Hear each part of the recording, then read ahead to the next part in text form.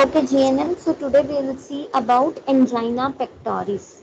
So angina pectoris is also known as angina. और मैंने उस दिन बताया था angina is nothing but it's a type of chest pain. angina क्या है? angina एक chest pain होती है. जब हमें पेन होती है हमारी chest में, तो जो chest में पेन होती है उसको हम कहते हैं angina. और ये किस वजह से होती है? जब हमारे ब्लड फ्लो जो है हमारे हार्ट में जो है वो रिड्यूस हो जाता है, ब्लड सप्लाई प्रॉपर नहीं होती, या जो ब्लड फ्लो हमारे हार्ट में करता है प्रॉपरली फ्लो नहीं करता, उसको हम कहते हैं angina. Hello,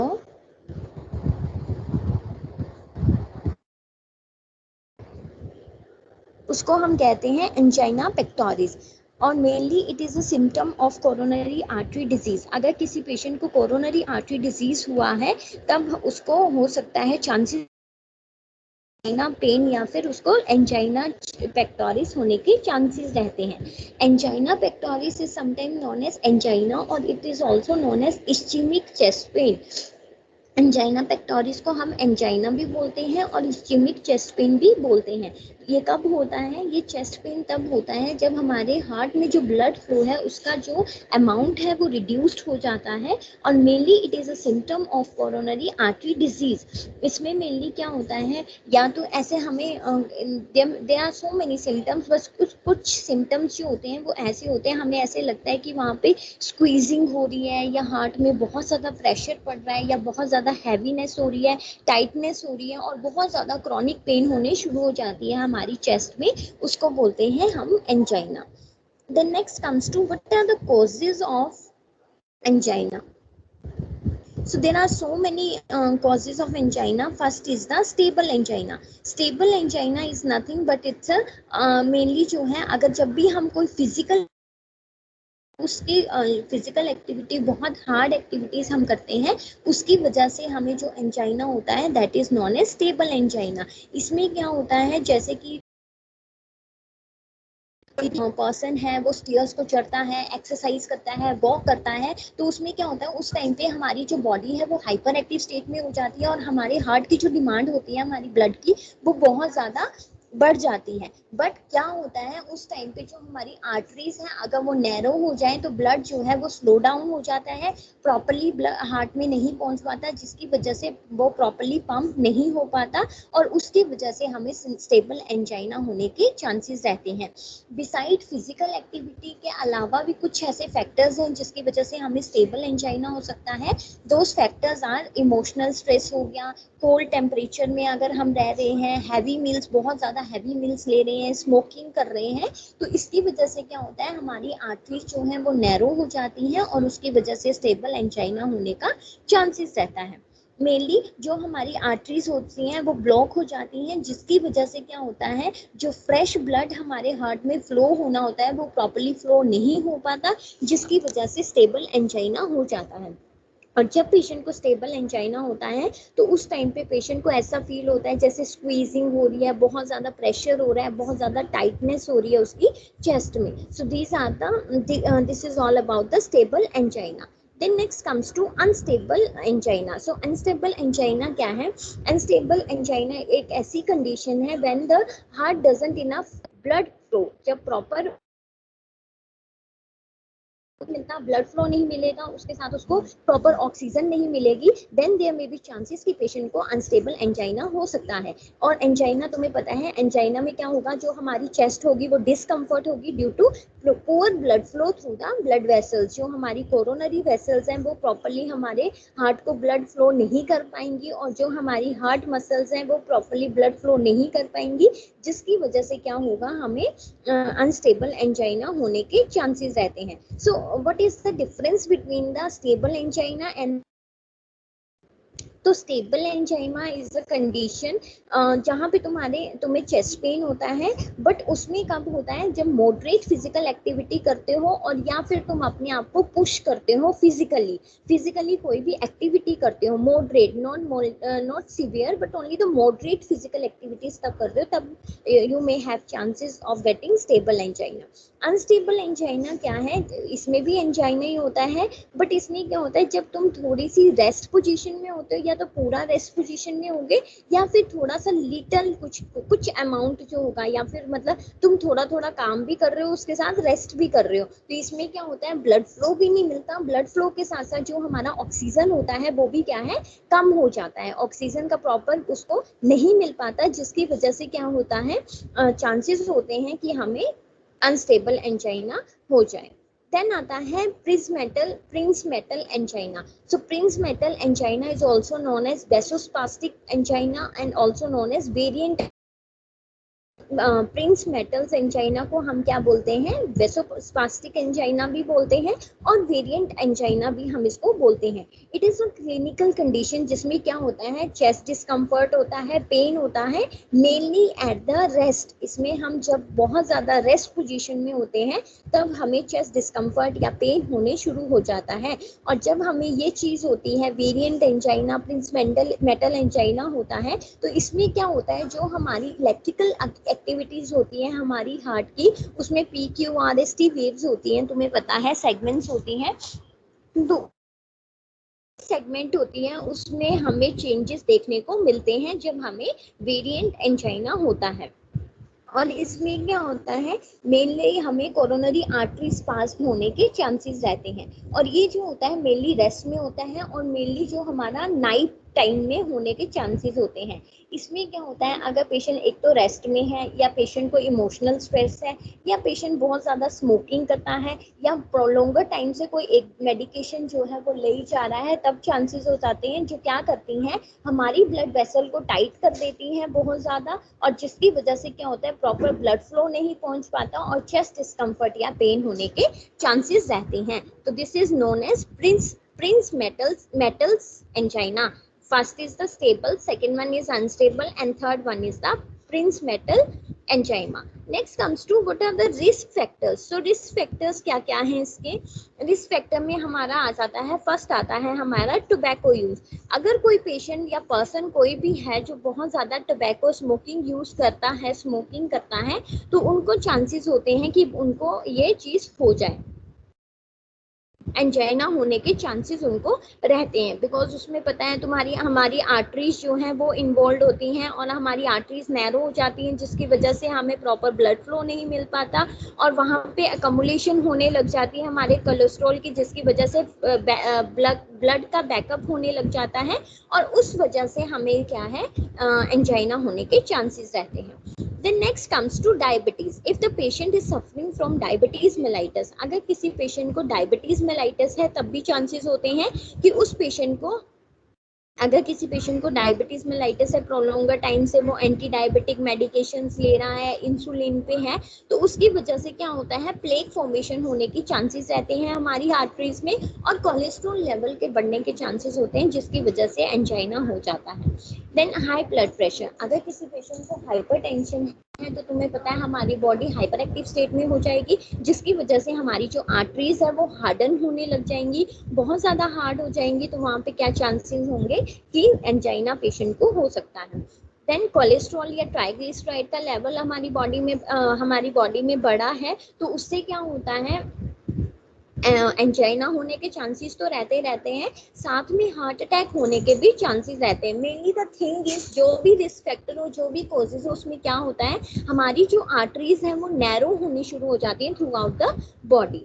family history of the heart disease, अगर किसी की फैमिली मेंबर में कोई भी हिस्ट्री है कोरोनरी आर्टरी डिजीज की या फिर कोई हार्ट अटैक की हिस्ट्री है, तो देयर में भी चांसेस कि उनको एंजाइना हो सकता है। Next comes to older age, अगर मेन जो है 45 एज से अबव है, वुमेन जो है 55 ईयर्स से अबव हैं, तो देयर में भी चांसेस कि उनको एंजाइना जल्दी हो सकता है एज कंपेयर टू एडल्ट्स और चिल्ड्रन।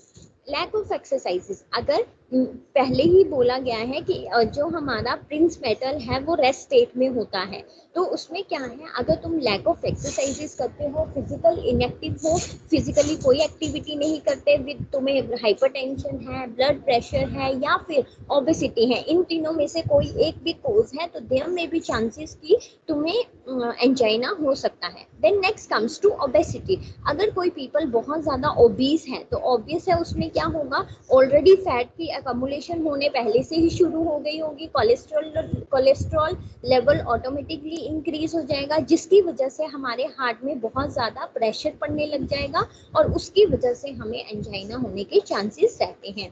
देन आता है स्ट्रेस और इमोशनल स्ट्रेस ले रहे हो और उसकी वजह से क्या हो सकता है, एंजाइना और हार्ट अटैक आने के चांसेस रहते हैं। बिकॉज अगर तुम स्ट्रेस लोगे तो उससे तुम्हारा ब्लड प्रेशर ज्यादा होगा, हाइपरटेंशन होगा, तो क्या होगा, हमारी जो बॉडी है हाइपर एक्टिव स्टेट में चली जाएगी, हमारा ब्लड जो फ्लो होगा वो बहुत ज्यादा एक्टिवली फ्लो करने लग जाएगा, जितना उसको करना चाहिए उससे और ज्यादा वो एक्टिव होके करने लग जाएगा, जिसकी वजह से हम चांसेस होते हैं कि हमारी जो आर्टरीज हैं वो क्या है, नैरो हो जाए और उसकी वजह से हमें एंजाइना होने के चांसेस रहते हैं। Then next comes to what are the symptoms, क्या क्या सिम्टम्स हो सकते हैं हमारे एंजाइना पेक्टोरिस के। सो मेनली देयर आर 4 और 5 symptoms. First is the dizziness हो सकती है, फटीग हो सकती है, नोशिया हो सकता है, शॉर्टनेस ऑफ ब्रेथ हो सकता है और स्वेटिंग हो सकती है, और सेटिंग होने के चांसेस रहते हैं। So these are all the sign and symptoms of angina. Then next comes to what are the complications of angina pectoris. So there are common complications क्या क्या हो सकती हैं हमारी, जैसे कि हमें क्या हो सकता है, प्रेशर, फुलनेस और स्क्वीजिंग पेन हो सकती है हमारी चेस्ट में, जो बहुत ज्यादा टाइम तक रह सकती है, कुछ मिनट्स तक, सॉरी, तो वो कुछ मिनट्स तक ही रहती है, पर उसमें ऐसा लगता है कि कोई निचोड़ रहा है या कोई बहुत ज्यादा प्रेशर डाल रहा है या हमारी जो चीज है वो बहुत ज्यादा भर गई है, ऐसा फील होता है उसमें। Pain extending beyond your chest to your shoulder, arm, back or even to your teeth and jaw. जो तुम्हें एंजाइना पेन होगी वो तुम्हारी कहाँ पे होगी, चेस्ट से जाते हुए तो वो तुम्हारे शोल्डर्स में भी आ सकती है, आर्म में भी आ सकती है, बैक में भी जा सकती है और तुम्हारे टीथ और जॉ में भी होने के चांसेस रहते हैं। Increase episode of chest pain, जो तुम्हारी चेस्ट पेन है उसके एपिसोड जो है वो इंक्रीज हो सकते हैं, recurrent episodes we can say, कि तुम्हें रिकरेंट एपिसोड्स ऑफ पेन हो सकते हैं, नोशिया एंड वॉमिटिंग हो जाता है बहुत ज्यादा, और तुम्हें क्या है, prolong pain in the upper abdomen, जो तुम्हारा अपर एब्डोमेन एरिया है वहां पे pain for a prolonger time होने के चांसेस रहते हैं। Then next comes to shortness of breath हो जाएगा, स्वेटिंग हो जाएगी, फेंटिंग होने के चांसेस रहते हैं and impending sense of doom. impending sense of doom is nothing but इसमें क्या होता है हमारा, impending सेंस ऑफ डूम में क्या है, kind of anxiety disorder you can say. इसमें क्या है, जो, hello, yes ma'am. Yes ma'am. कोई कुछ बोल रहा है क्या? No ma'am. ओके ये एक ऐसी फीलिंग होती है जिसमें ऐसे मतलब उनको लगता है कि उनको बहुत ज़्यादा लाइफ थ्रेटनिंग डिजीज कंडीशन हो गया और उनको उससे रिलेटेड बहुत ज़्यादा फियर या फिर एंजाइटी तुम कह सकते हो वो हो जाता है। ठीक है, तो sense of impending doom is nothing but it's a feeling, जिसको पता लग जाता है कि उनको कोई लाइफ थ्रेटनिंग डिजीज है और उनके साथ कुछ ट्रेजिक होने वाला है, कुछ ट्रेजिडी होने वाली है, तो उसको लेके जो उनको फियर और एंजाइटी हो जाती है उसको बोलते हैं impending sense of doom. Next comes to prevention, कि हम कैसे प्रिवेंट कर सकते हैं अपने एंजाइना पेक्टोरिस को। तो अगर कोई स्मोकिंग कर रहा है तो we have to quit smoking, then हमें उसकी हेल्थ कंडीशंस को कंट्रोल करना है, मोनिटर करना है। मोनिटर हम कैसे कर सकते हैं, हम कैसे कंट्रोल कर सकते हैं, अगर किसी पेशेंट को कोई भी अंडरलाइन डिजीज कंडीशंस है पहले से ही, जैसे कि उसको हाइपरटेंशन की प्रॉब्लम है, कोलेस्ट्रॉल की प्रॉब्लम है, डायबिटीज है, तो we have to monitor them carefully, we have to control by giving them proper medications, how to use, we have to educate the patient कि जो उनके underlying disease conditions है पहले वो उनको control करें।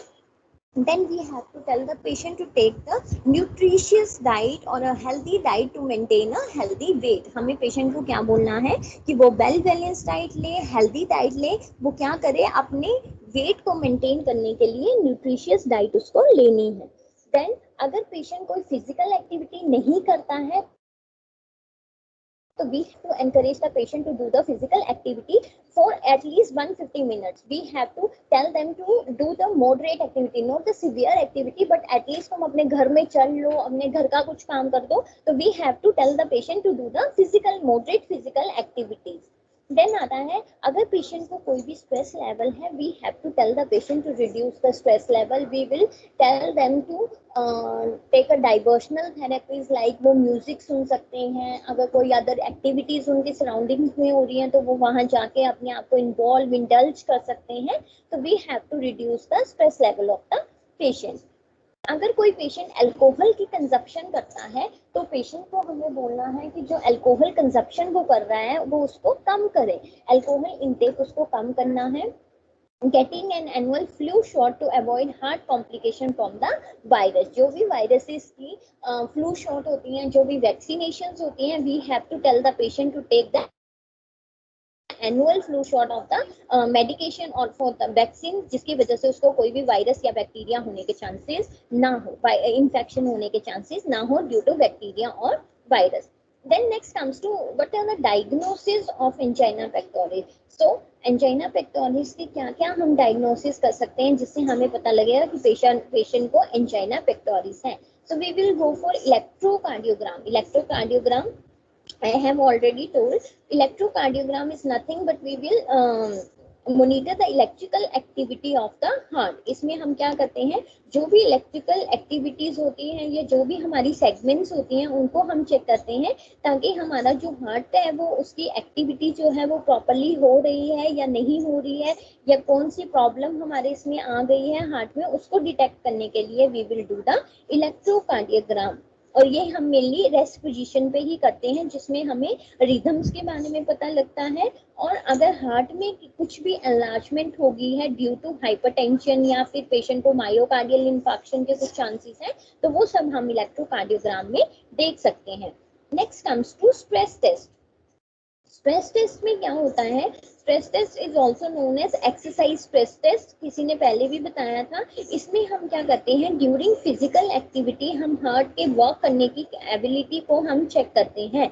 एक्सरसाइज क्या करता है, बिकॉज जब भी कोई फिजिकल एक्टिविटी करता है तो उस टाइम पे उनका जो हार्ट होता है वो बहुत ज्यादा हार्ड और फास्ट क्या करता है, पंप करने शुरू कर देता है. तो इस वजह से जब पेशेंट कोई भी फिजिकल एक्टिविटी करता है तब हम उनके हार्ट की एक्टिविटी को चेक करते हैं.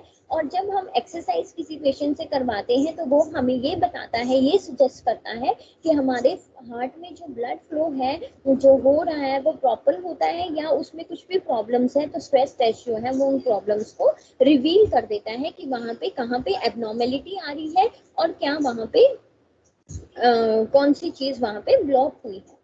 Then next comes to echocardiogram. Echocardiogram we will do for the patient to check the heart's movement of the patient. Heart की movement को देखने के लिए we will do the echocardiogram. Echo test में हम क्या करते हैं, अल्ट्रासाउंड टाइप होता है जिसमें साउंड वेव्स को हम प्लेस करते हैं और साउंड वेव्स के थ्रू हम ये देखते हैं कि उसमें हमारी जो मतलब अल्ट्रासाउंड में हमारी जो हार्ट वॉल्स की या चैम्बर्स की जो सारी इमेजेस आ जाती हैं और उसको हम सोनोग्राफर क्या करता है उसकी हेल्प से, अल्ट्रासाउंड में तुमने देखा होगा ना इंस्ट्रूमेंट होता है उसको हिलाते हैं, तो जब उसको हिलाते हैं तो वो हमारे सारे हार्ट वॉल्स या चैम्बर्स में जाके उनकी पिक्चर्स प्रोवाइड करता है जिसकी वजह से हमें ये पता लग जाता है कि हमारा हार्ट प्रॉपर्ली पंप कर पा रहा है या किसी वॉल्स या चैम्बर में कुछ भी ब्लॉकेज है, ऑब्स्ट्रक्शन है, तो उससे हमें वो भी रिवील हो जाता है. और with the help of ultrasound हम ये इकोकार्डियोग्राम करते हैं. Nuclear test, nuclear stress test is also known as cardiac stress test. इसमें क्या होता है, हार्ट की एबिलिटी को हम चेक करते हैं कि वो एक्सटर्नल स्ट्रेस जो है वो क्लिनिकल बाहर का जो इन्वायरमेंट है वहां से जो स्ट्रेस आ रहा है whether the heart is able to respond to that particular environment और नॉट. तो हम उस चीज को चेक करने के लिए we will go for the nuclear stress test और cardiac stress test. The stress response is induced by exercise or by intravenous pharmacological stimulation. तो इसमें हम क्या करते हैं, ओके, सो मेनली इसमें यही करते हैं कि हम ये देखते हैं कि जो हार्ट की एबिलिटी है उसको रिस्पॉन्ड करने की, एक्सटर्नल स्ट्रेस को रिस्पॉन्ड करने की, वो कैसी है, वो ठीक है या नहीं है। मेनली हम इसमें ये भी देखते हैं कि ब्लड फ्लो जो है वो रेस्ट में कैसा है, और जो बाहर से कोई भी उसको स्ट्रेस आता है या कोई भी एक्सटर्नल स्टिमुलस है, तो whether the heart is able to respond और नॉट। ठीक है, और ये भी हम देख सकते हैं कि हमारे हार्ट में कहाँ पे वो हुआ है, डैमेज हुआ है। और इसमें हम क्या करते हैं, we will inject a radio active substances through the blood stream. Veins से हम क्या करते हैं, ब्लड स्ट्रीम में डालते हैं रेडियो एक्टिव सब्सटेंसेस, जिसकी वजह से उसकी जो पिक्चर्स होती हैं बहुत क्लियरली हमें दिख जाती हैं, और हमें ये दिख जाता है कि जो हमारा ब्लड फ्लो है वो प्रॉपरली वर्क कर रहा है या फिर नहीं करता। Then next comes to, okay, so next comes to, will go for chest x-ray. हम उसकी चेस्ट एक्सरे करवाते हैं। देन ब्लड टेस्ट करवाते हैं। ब्लड टेस्ट में तुम्हें पता है ब्लड को एग्जामिन करने के लिए will go for blood test. और देन उसके बाद हम कराते हैं कोरोनरी एंजियोग्राफी, जो हम ऑलरेडी पढ़ चुके हैं। और coronary angiography and then computerised tomography, CT scan and MRIs हम करवाते हैं, जिसमें हम क्रॉस सेक्शनल व्यूज देखते हैं, ताकि हमें ये पता लग जाए कि जो ब्लॉकेज हुई है वो कहाँ पे हुई है और किस चीज की वजह से जो ब्लॉकेज है वो वहां पे हो रही है। Then will go for treatment, कि हम पेशेंट को क्या क्या ट्रीटमेंट हम पेशेंट को दे सकते हैं। तो first will give patient nitrates. Nitrates क्या होते हैं, नाइट्रेट मेडिकेशन होती है, जो हम मेनली नाइट्रेट्स भी बोलते हैं, और नाइट्रोग्लिसरीन हो गई, नाइट्रोक्लोराइड हो गया, आइसोसोर्बाइड हो गया। So these are the medication जो हम क्या करते हैं, पेशेंट को देते हैं, ताकि वो क्या करें, हमारी जो ब्लड वेसल्स होती हैं उनकी जो वॉल्स होती हैं उनको रिलैक्स कर दे, और क्या हो, हमें एंजाइना जो पेन हो रही है उसको रिलीव करने के लिए या ट्रीट करने के लिए हम उसको नाइट्रेट्स या नाइट्रोग्लिसरीन मेडिकेशन जो होती है वो देती है। जब हमारी नाइट्रेट जो होती है हमारी ब्लड वेसल बॉल को रिलैक्स कर देती हैं, तो उसकी वजह से क्या होता है, जो हमारा ब्लड फ्लो होता है और जो ऑक्सीजन होती है वो हमारी हार्ट में क्या है, इंक्रीज हो जाती है, जिसकी वजह से हमारा हार्ट जो है अच्छे से काम करना शुरू कर देता है। Next comes to aspirin. Aspirin क्या है, aspirin is also known as acetyl salicylic acid, और ये ऐसी मेडिकेशन होती है जो हम पेन को रिड्यूस करने के लिए देते हैं या फिर इन्फ्लामेशन को रिड्यूस करने के लिए देते हैं। और if the patient is having fever, so we will give aspirin to the patient. Then next comes to clot preventing drugs. So clot preventing drug anti platelets और anti coagulants will give to the patient, की जिसकी वजह से अगर वहां पे clot हुआ है तो उसको हम ब्रेकअप कर सकें या फिर उसको बनने से प्रिवेंट कर सकें। Then next go for beta blockers. So beta blockers will give to the patient, इसमें हमारी आती है एपिनेफ्रिन, जिसमें हम क्या करते हैं, ये क्यों देते हैं, हमारी एरिथमियास को ट्रीट करने के लिए we will give beta blockers to the patient. जो भी एबनॉर्मल हार्ट रिदम्स आती हैं उसको चेक करने के लिए हम बीटा ब्लॉकर्स देते हैं, और हमारे हार्ट को प्रोटेक्ट करने के लिए, कि ताकि उसमें अगर उसको फर्स्ट अटैक आ चुका है तो उसको सेकंड अटैक आने से प्रिवेंट करने के लिए we will give the beta blockers to the patient. Next comes to statin. Statin drugs क्यों हम पेशेंट को देते हैं, स्टैटिन जो एक ड्रग होती है वो क्या करती है, हमारे कोलेस्ट्रॉल लेवल को कम करने में, ब्लड में कम करने के लिए हेल्पफुल होती है, इसलिए हम पेशेंट को स्टैटिन देते हैं। और जब हम कोलेस्ट्रॉल लेवल को कम कर लेते हैं बाय गिविंग स्टैटिन, तो they will help to prevent the heart attack and stroke in the patient. Then next comes to calcium channel blocker. Calcium channel blockers हम पेशेंट को क्यों देते हैं, कैल्शियम चैनल ब्लॉकर्स जो होते हैं या फिर एंटागोनिस्ट या कैल्शियम एंटागोनिस्ट क्यों देते हैं हम पेशेंट को, जिसकी वजह से हमें ये पता लग जाए कि calcium channel blocker are also used as anti hypertensive medications. अगर किसी पेशेंट को ब्लड है तो उनको भी हम दे सकते हैं, जिसकी वजह से क्या होता है, हम उनको जो ब्लड वेसल्स होती हैं उनको रिलैक्स करने के लिए हेल्प करता है। Blood pressure lowering medications we will give ACE inhibitors to the patient, जिसकी वजह से अगर पेशेंट को हाइपरटेंशन है तो हम बीपी के मेडिकेशन पेशेंट को देंगे। देन नेक्स्ट कम्स टू रेनेक्सा और रेनोलाजिन। ओके, रेनोलाजिन क्या है और रेनेक्सा, ये एक मेडिकेशन होती है जिसमें हम यूज करते हैं हमारी जो चेस्ट पेन, जो हमारी हार्ट रिलेटेड चेस्ट पेन होती है उसको रिड्यूस करने के लिए वी विल गिव रेनोलाजिन और या फिर रेनेक्सा हम पेशेंट को देते हैं। मेनली वो पेन जो हमें हार्ट की वजह से हुई है उसको ट्रीट करने के लिए we will give Ranexa to the patient. Then next come to angioplasty और stenting. Angioplasting and stenting we have already discuss about that. Angioplasty मैंने बता दिया था, स्टंटिंग बाईपास भी हमने कोरोनरी आर्टरी बाईपास सर्जरी भी हमने पढ़ ली थी। Then next comes to external counter pulsation. External counter pulsation क्या होता है?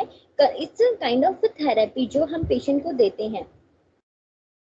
तो इसमें क्या होता है, जिसमें हम अगर किसी पेशेंट को हार्ट फेलियर हो गया हो या उसको एंजाइना हो रही हो या फिर उसको क्या बोलते हैं मायोकार्डियल इंफाक्शन हुआ हो पेशेंट को, उन पेशेंट को हम क्या करते हैं ईसीपी देते हैं। सॉरी, कार्डियोमायोपैथी अगर किसी पेशेंट को हुई हो तो उन पेशेंट को हम ये थेरेपी जो होती है देते हैं। अब इस थेरेपी में होता क्या है, इसमें हम क्या करते हैं, एक कफ आता है जिसको हम इन्फ्लेट करते हैं और just wait.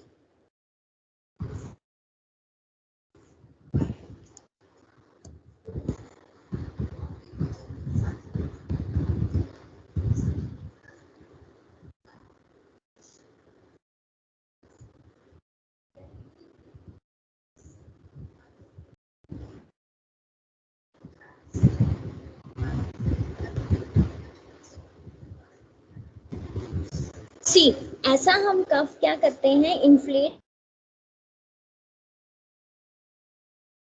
या तो हम ये आर्म्स में भी कर सकते हैं या लोअर थाइस में भी, हम अपर थाइस में भी हम कफ को लगा सकते हैं। जैसे बीपी का कफ होता है वैसे ही कफ होता है, उसको फिर हम क्या करते हैं इन्फ्लेट करते हैं और डिफ्लेट करते हैं, जिसकी वजह से हमारा हार्ट जो है वो बीट करना जो है वो स्टार्ट कर देता है थोड़ा सा एबनॉर्मली, मतलब उसकी जो हार्ट बीट होती है वो थोड़ा सा बढ़ा देता है और थोड़े टाइम बाद वो नॉर्मलाइज हो जाता है। बिकॉज ईसीपी क्या करता है, हमारा जो ब्लड फ्लो हो रहा होता है हमारे हार्ट में थ्रू आयोटा, उसके प्रेशर को इंक्रीज कर देता है। और मेनली कब करता है, जब हमारा हार्ट जो है वो रेस्ट पोजीशन में होता है। सो मेनली ईसीपी में क्या होता है, it's a external counter pulsation therapy और प्रोसीजर। इसमें हम कफ होता है जिसको इन्फ्लेट करते हैं और पेशेंट की जो हमारी लोअर थाइज या अपर थाइज होती हैं वहां पे हम क्या करते हैं उनको लगा देते हैं, उनको इन्फ्लेट करते हैं। और जब हमारा हार्ट जो है वो बीट करने शुरू करता है तो वो कफ जो है वो डिफ्लेट हो जाता है। और ईसीपी काम कैसे करता है, वो क्या करता है, हमारा जो ब्लड फ्लो हो रहा होता है हमारे हार्ट में उसकी जो टेंडेंसी है या उसका जो प्रेशर है उसको इंक्रीज कर देता है, जिसकी वजह से क्या होता है, हमारा हार्ट जो है उसको बहुत ज्यादा ऑक्सीजनेटेड ब्लड जो है वो मिलने शुरू हो जाता है। तो ये होता है ECP. Then next comes to, okay this was the last. So next comes to lifestyle and home remedies. हम क्या क्या कर सकते हैं पेशेंट के लिए। सो अगर स्मोक कर रहे हो तो स्मोक नहीं करने से उसको बोलना है कि नहीं करना है। ओवरवेट है तो उसको वेट लॉस करने के लिए बोलना है। We have to tell the patient to take the healthy diet और वेल बैलेंस डाइट, जिसमें बहुत सारे होल ग्रेन्स हो, ग्रीन लीफी वेजिटेबल्स हो, बहुत ज्यादा फ्रूट्स हो, बट उसको हमें बोलना है कि सैचुरेटेड फूड उसको नहीं लेने हैं। देन एक्सरसाइज प्लान के बारे में हम उसको बता सकते हैं और उसको हमें बोलना है कि फिजिकली एक्टिविटी उसको करते रहना है। ऐसा नहीं है कि बिल्कुल ही इनएक्टिव रहना है, फिजिकल एक्टिविटी उसको करते रहना। तो बोल सकते हैं कि लार्ज मील्स पेशेंट को नहीं लेनी है, बट फ्रीक्वेंट मील्स को ले सकते, थोड़ा थोड़ा लेके फ्रीक्वेंट मील्स हम ले सकते हैं। पेशेंट को बोलना है अगर उसको अंडरलाइंग डिजीज कंडीशन है तो पहले उसको वो ट्रीट करे। अल्कोहल लेता है तो अल्कोहल की कंजप्शन को कम करने के लिए बोलना है। और पेशेंट अगर बहुत ज्यादा स्ट्रेस लेता है तो हमें पेशेंट को क्या बोलना है कि उसके लिए वो किसी चीज में और भी अपने आप को इन्वॉल्व कर सकता है। Next comes to nursing diagnosis for angina pectoris. So nursing diagnosis हमारे angina pectoris के लिए क्या क्या बन सकते हैं। First is the impaired gas exchange बन सकता है, बिकॉज हमारा जो ब्लड फ्लो है हार्ट में वो डिक्रीज हो जाता है। एज एविडेंस्ड बाय ब्रीथलेसनेस, जब पेशेंट को ब्रीथलेसनेस होगी तब हो सकता है। और नेक्स्ट हमारा आता है एक्यूट पेन हो सकती है, और पेन में भी chronic due to disease condition, because angina itself says pain, और ऐसा पेशेंट हमें बता सकता है। इम्पेयर्ड फिजिकल मोबिलिटी और एक्टिविटी, किसकी वजह से पेशेंट को बहुत ज्यादा, हमें पेशेंट को हम देख के ये पता लगा सकते हैं कि वो अपनी डेली एक्टिविटीज नहीं कर पा रहा है। इम्बैलेंस न्यूट्रिशन हो सकता है, बिकॉज बॉडी की जितनी रिक्वायरमेंट है पेशेंट उतना नहीं ले पा रहा है। Disturb sleep pattern, because night time में होने के चांसेस रहते हैं, तो जो स्लीप पैटर्न है वो डिक्रीज हो सकता है, या फिर हॉस्पिटलाइजेशन की वजह से भी हो सकता है। एंजाइटी पेशेंट को हो सकती है, और वो किसकी वजह से हो सकती है, हॉस्पिटलाइजेशन है या उसके साथ जो सर्जरीज होने वाली है उसके साथ, उसके रिलेटेड भी हो सकती है। नॉलेज डेफिसिट हो सकता है रिलेटेड टू द, जो उसकी डिजीज प्रोग्रेशन हो रहा है उसकी वजह से, या फिर जो उसको ट्रीटमेंट दिया जा रहा है उसकी वजह से उसको कुछ भी नॉलेज डेफिसिट हो सकता है। अंडरस्टूड जी? Yes, Say ma'am. yes. Yes, ma'am. Yes, ma'am.